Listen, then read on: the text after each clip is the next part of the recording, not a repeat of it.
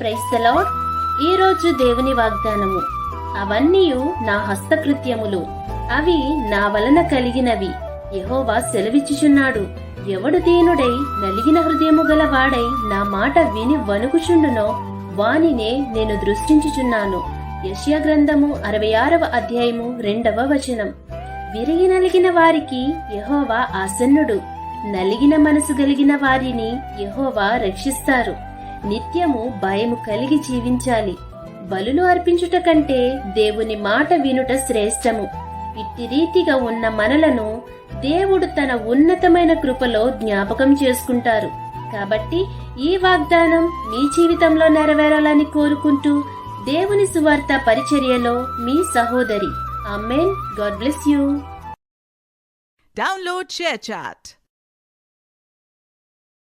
Download ShareChat.